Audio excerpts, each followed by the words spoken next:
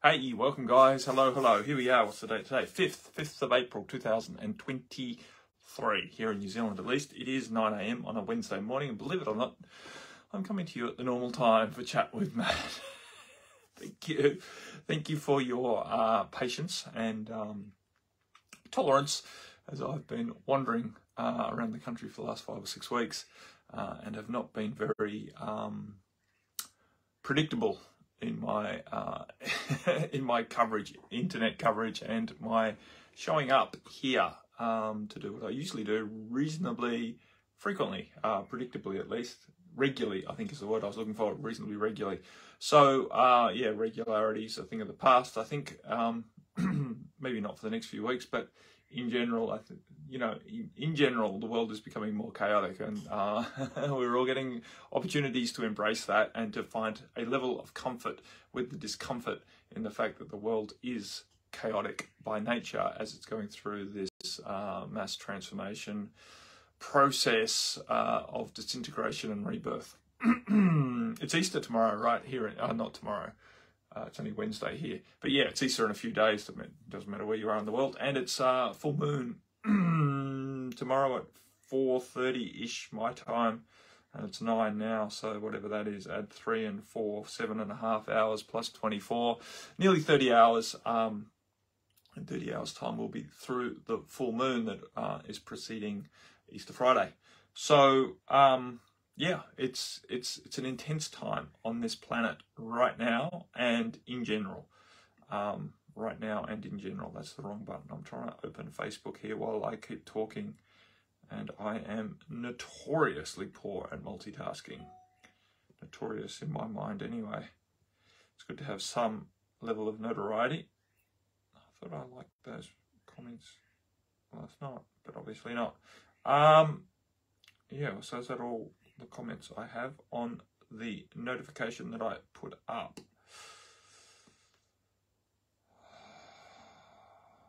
Yes, that seems to be it. So that photo, if you're interested, was taken in a gorge, which is like a little canyon, right near the Haast Pass.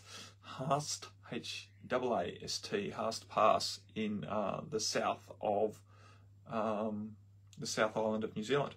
And it was very cold. That water was very cold, probably about 7 degrees or thereabouts, maybe even a little colder. And Marie and I waded up that stream, and the water was falling down, and it was quite beautiful. The photos do not do it full justice as per normal. Hey, Sister Elizabeth, and Sister, did I see, Sister Kelly, good morning or afternoon for you guys over there in the States.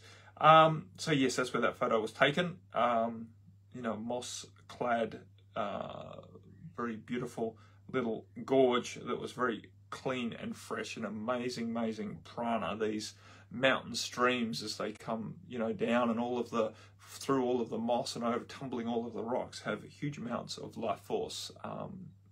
And especially these ones that are up high. This is up in a pass, so it's no doubt spring water to start with.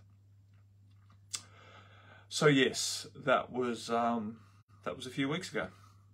Anywho, since then I've run a retreat, or we've run a retreat. Marie and I have run our Abel Tasman retreat that we do, well, we've done the last 3 years now, and we plan to do it again next year, which went very well. We were smiled upon by the weather gods and the nature davas.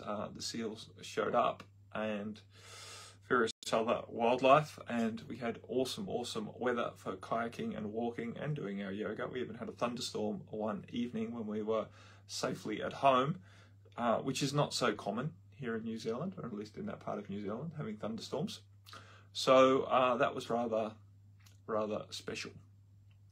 Anywho's, what am I talking about other than full moon tomorrow? We're going to work with the topic of healing and change. Full moon in Libra. We could also work with balance. We're not that far, of course, off the March equinox, which was, what, 2 weeks away? 2 weeks ago? Or thereabouts. A little longer, maybe.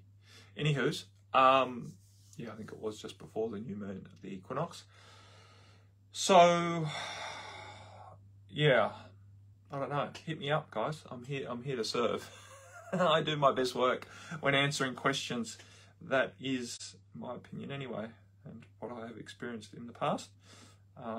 Answering questions is what we enjoy. So I actually want to get out of just looking at this. They don't have to be questions. It can just be well, not even a request. What do you call it? Like a statement. Here we go. I'm just opening this up. Hey, Sister Susie. I didn't even see your comment. Oh, am I looking at the right thing? Yeah, no, that's me. Red t-shirt. Oh, that's interesting. Why isn't this showing me? Sometimes it just chooses not to show you a there it is. Show you a comment on your little phone screen, which is it does concern me sometimes, especially if someone asks something specific, and I just keep talking like I'm ignoring them. That doesn't feel great. So don't want to do that. And right, yes, there was only 2 comments on that. Yeah. So what's up? What's up in your part of the world? As I said, it is a chaotic time. It is a really awesome time as well. This chaos is an opportunity. I know I've sort of been talking about this reasonably consistently for well over a year now, probably. This chaotic sort of meltdown of the establishment and the discomfort that it's creating for each and every one of us is an awesome opportunity for us to relax through our own process of purification, right? All of these triggering experiences we're having as our external security model, right? Which was always quite delusional and very manipulated, right? And contrived that we are safe and secure because we have these resources and these structures in place, right? To somehow, in our minds, secure what we need moving forward into the future. And that's all starting to fall apart. We're starting to see great big holes in our supply systems, in our sort of contractual agreement that if we keep following the rules are going to keep looking after us. If we keep going to work and earning money, then there'll be food for us to buy and we will have shelter, etc., etc. All of these things that we've taken for granted are, you know, like they are absolute truths in the world, right? That we will always have food to buy with our money. It wasn't that long ago, right? The Second World War wasn't that long ago, and various parts of the world have experienced since, you know, starvation. And it doesn't matter how much money you have, you can't eat your money at the end of the day. And just going to work and doing, you know, something, it may not be enough moving forward into the future. I think many of us are starting to realize, starting to wake up to the fact that our futures are not nearly as secure as we have been sort of lulled into believing over the last 50 odd years, you know, especially right as the memories of the Second World War sort of faded through the 60s, and a new epoch of time started evolving, and we, in the West at least, we have had relative comfort. Most people have had relative comfort for you know 2 generations now, and so in that sort of comfort we have become quite soft in our mentality and our awareness of the truth of how fragile life is. And we have forgotten quite how tenacious and magnificent we are as spiritual beings. We've become very sort of invested in this human experience, and yet at the same time have become quite deluded into the idea that this human existence is almost guaranteed. You know, that I'm doing the right thing and that I'm healthy and I, you know, go to the doctor and I've, you know, done all of the right things, and I've got a good job and I've found a good wife and I've bought a nice house and we've got a car and a boat in the garage, etc., etc., right? I've done all the things, so therefore I should be enjoying this world. This is what enjoyment is, and many of us are waking up that that's not really enjoyment. And now I think many of us are getting the opportunity to realize this is not even life. Right? It's not, beyond being enjoyable and happy and successful, it's not actually a life. And so I think, you know, I've had I think I shared a few weeks ago before we actually went away. I went hiking on my own, tramping we call it here in New Zealand, up in the mountains on some reasonably treacherous trails, right? Reasonably difficult and dangerous. And I wasn't, you know, I was definitely having an reasonably intense time of it. But I felt so alive, right? You feel so alive when you know you have to rely on yourself to stay alive, right? That death is very much easily achieved in any particular situation. It's the same when you go surfing in big surf, right? Big wave surfing. And you know there are real risks, and people get this when they're rock climbing, skydiving, all sorts of quote unquote adrenaline sports people do because it helps them feel alive, right? It helps them realize what life is, this short transition between birth and death. There is an opportunity to experience a realness that is very exciting when you're in it, as opposed to playing it safe and extending the number of breaths you have here on the planet, in this idea that if I stay here long enough, I will achieve some sort of happiness or realize my purpose, etc., etc. Your purpose is to have experiences, and some of the best experiences we have are intense ones. It doesn't have to be intensely dangerous, by the way, but experiences that bring all of your awareness into the present moment, because there is a real need to be present. There's a real draw to be present, are ones that stand out as highlights. And so I think many of us are coming to realize that playing it safe, playing by the rules, doing what you are supposed to is not enough, right?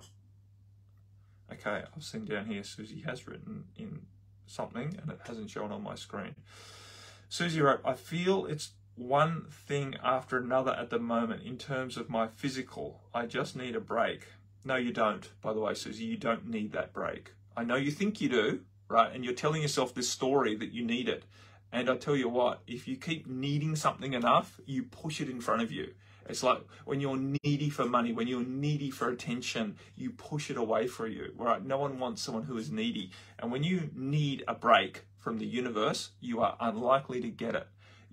I'm telling you this from love, not to admonish you or not to sort of school you, but the point is to recognize how powerful you are in this moment. And I know many of us are having reoccurring things happen, and it seems like it's one thing is piling on top of the next. It is a very intense time. It is a very chaotic time, and many people are struggling with health issues at the moment because this great purification is pushing a lot of stuff out, and it is expressing itself. These energies are expressing themselves through the physical as we are being expedited, accelerated through this releasing process, through this mass energetic purification. The energies are coming up to come out, and many of them are manifesting in physical symptomology that is stressful and distressing, right? So the point is to get out of the mentality that you need a break and to trust that you are an incredibly powerful, resilient, tenacious, strong, confident expression of the divine here living through a human form. And no matter what physical symptoms are arising, you have the capacity to expand out of them, and when I mean expand out of them, I mean expand out of allowing the symptomology to define who you are and to rob you of your happiness of expressing your divinity in this moment, right? We all have the opportunity to express ourselves as divine beings operating through a human form, irrespective of the state of our human form, right? Our human form does not need to be in peak condition for us to express our divinity through it. This is the point.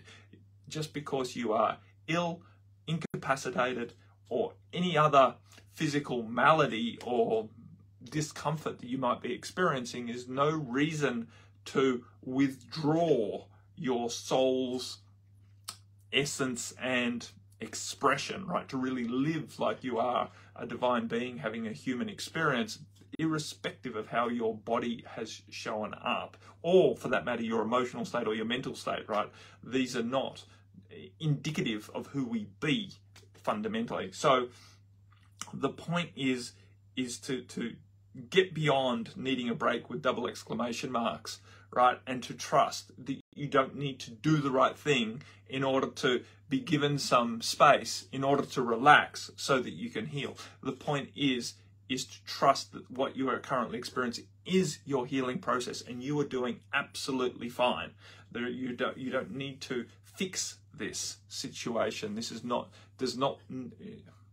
not beneficial for you to have your prime objective to overcome your physical symptoms, right? Because what you make purposeful becomes very important to you, and the universe keeps giving it to you, right? You keep attracting it. So if your purpose becomes to heal, then you keep getting symptomology to heal from, right? That's the point. If your purpose is to fight injustice, you will keep being shown injustices to fight.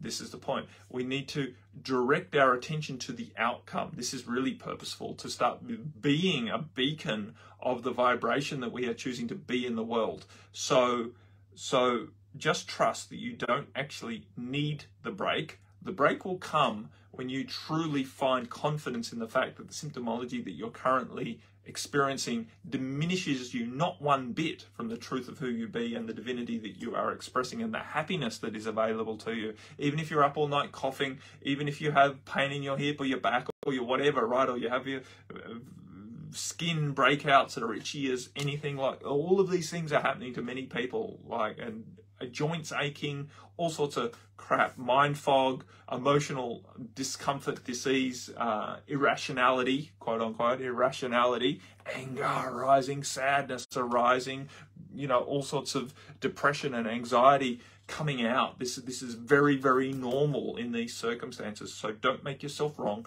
Don't diminish yourselves. I'm talking to everyone, by the way. Don't diminish yourselves, and don't contract into the idea that you are failing just because you are experiencing all of this discomfort or discordance or non-functionality, quote unquote.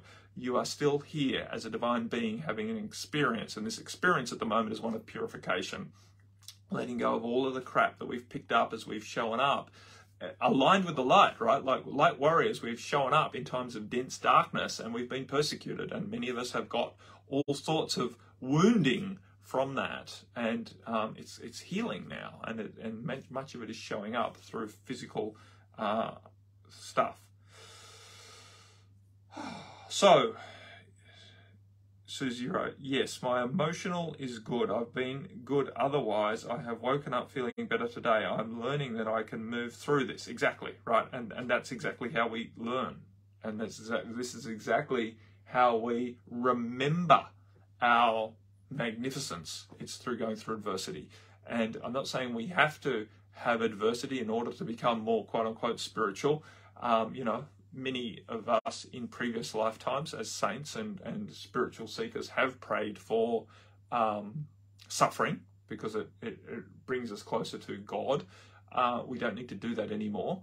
Unfortunately, though, discomfort is almost inevitable for most of us at some times as we keep progressing through this mass awakening and mass empowerment process of releasing a lot of these residues from the pain and trauma that we experienced in the past, because we didn't have the capacity, the foundation wasn't strong enough to do it previously, right? We couldn't, we didn't have the tools, we didn't have the structures, and we definitely didn't have the background vibration, right? The vibration of the society, the vibration of Earth herself was very much diminished, hundreds of years ago or even thousands of years ago. And so it wasn't so easy to clear ourselves of successive persecution and traumatic experiences. And so now we're having to do it. Now that, the dawn has arisen and the light is flooding back onto the planet, we're having to clean up, right, after a rather hectic night in the light of day. There's a lot to clean up, and this is what we're going through, this massive energetic cleanup.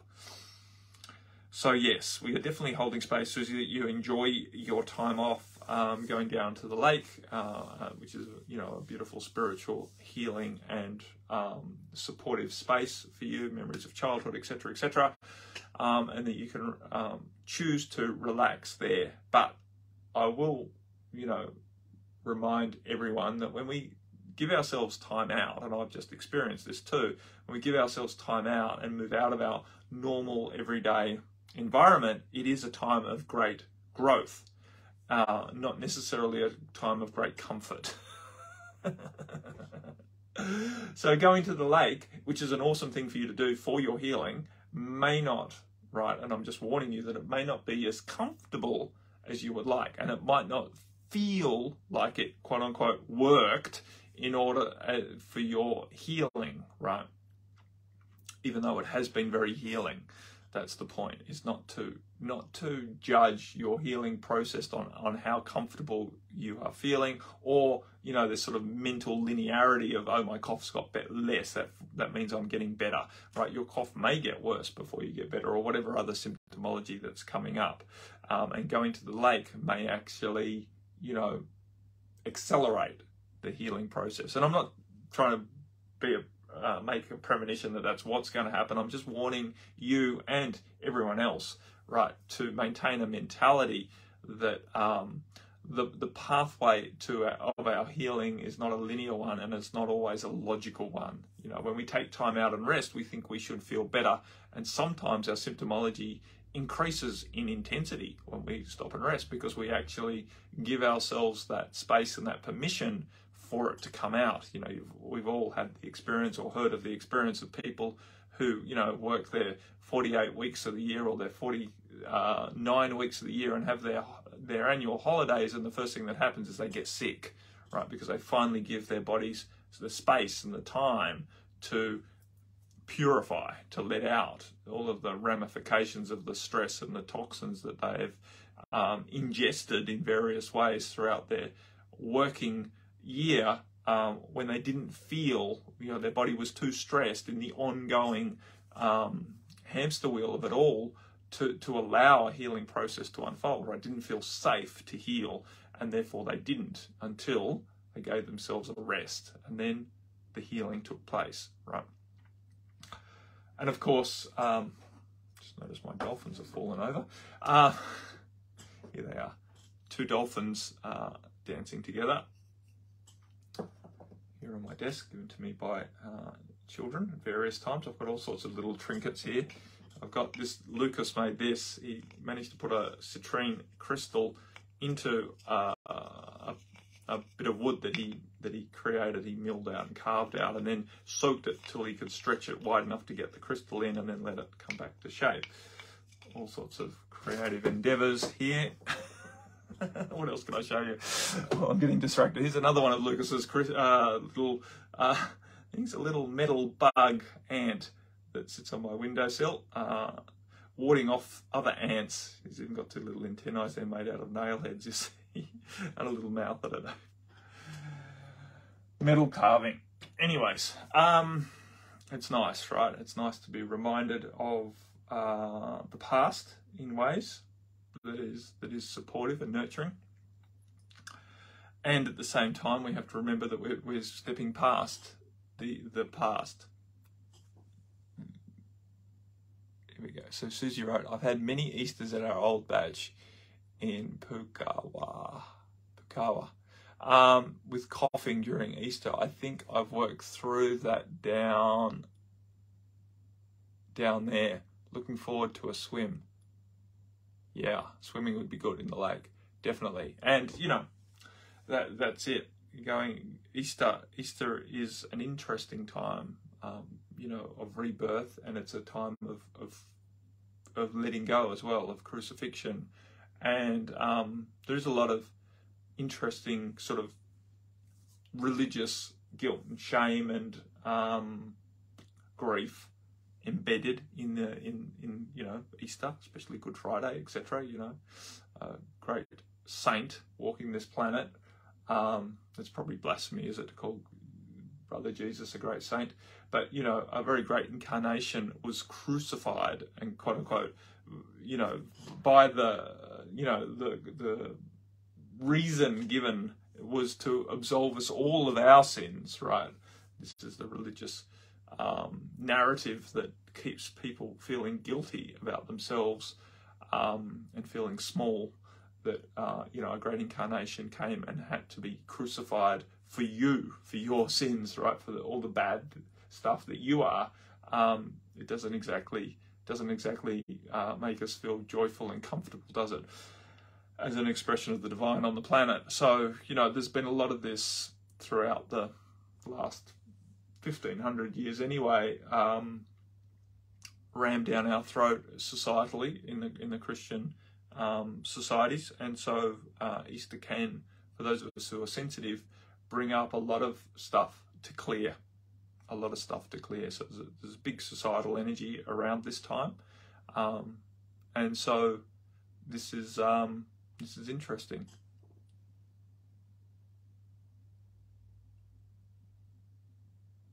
Perfect. Yeah, Sonia will be there. That's great. So, so trust the experience, Susie, and trust that whatever comes up will be perfect for you, and don't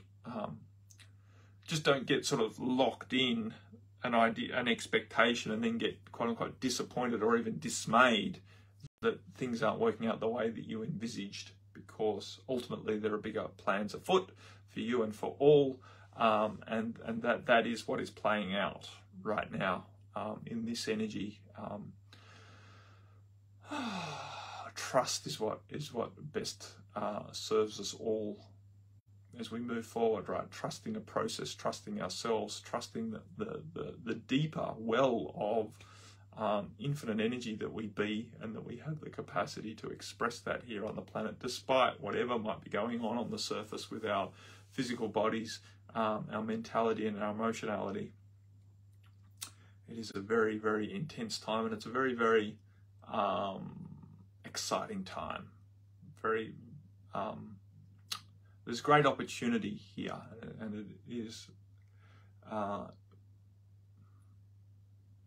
it's interesting that we all seem to be oscillating or vacillating between massive excitement about what's unfolding and a lot of anxiety and dread and fear as we feel what's arising to release from the past. So we can feel that we're very bipolar at the moment as we go through this oscillating process of expanding into our best future and then releasing what's holding us back from really living it, and it's not happening even in a obvious cycle. It's happening on different aspects of ourselves at different times. So there's all of this overlapping. Certain aspects of ourselves are expanding while other aspects of ourselves are purifying, and then it's swapping and changing. It's happening multidimensionally, non-linearly, in a non-linear fashion.